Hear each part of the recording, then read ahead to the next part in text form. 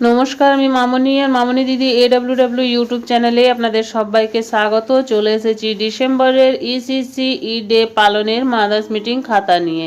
সবার প্রথম নিজের নিজের অঙ্গনওয়াড়ি কেন্দ্রের নাম, কেন্দ্র নাম্বার এবং সেন্টার কোডটি দিয়ে দেবেন।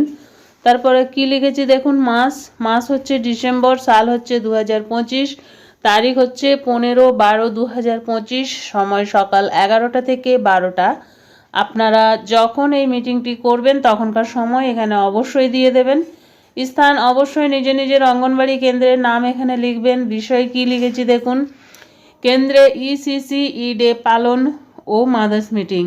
এই মাসের মাদার্স মিটিংয়ের থিম কি? এই মাসের মাদার্স মিটিংয়ের থিম হচ্ছে প্যারেন্টিং মেলা, পিতা মাতা ও সন্তান প্রতিপালন বিষয়ক মেলা।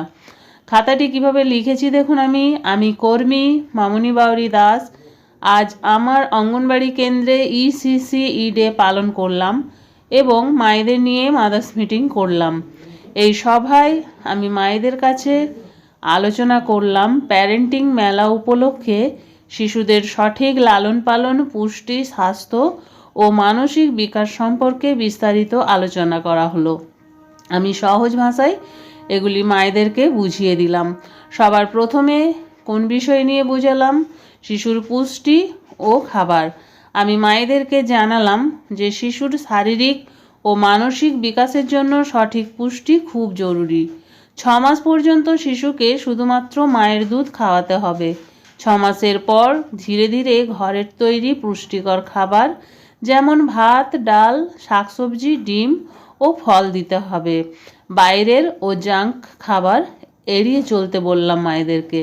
2 নম্বরে শিশুর স্বাস্থ্য ও টিকাকরণ। এই মেলায় শিশুদের স্বাস্থ্য নিয়ে আলোচনা করা হলো। সব টিকা নির্দিষ্ট সময়ে দেওয়ার গুরুত্ব বোঝানো হলো। শিশুর জ্বর, সর্দি, ডায়রিয়া বা অন্য অসুখ হলে দেরি না করে নিকটবর্তী স্বাস্থ্যকেন্দ্রে নিয়ে যেতে বললাম।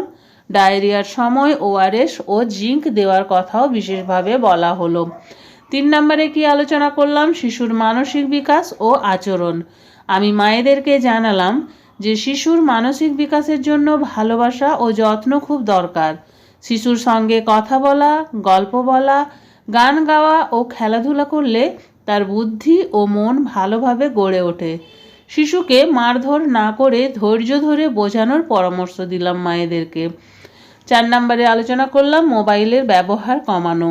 মায়েদেরকে আমি আবারও বললাম যে ছোট শিশুদের বেশি মোবাইল দেখানো ক্ষতিকর।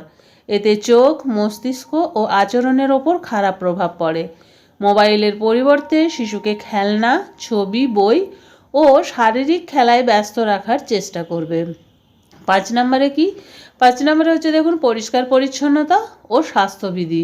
এই বিষয়ে আলোচনা করা হয় যে শিশুকে সুস্থ রাখতে পরিষ্কার পরিচ্ছন্নতা খুব জরুরি।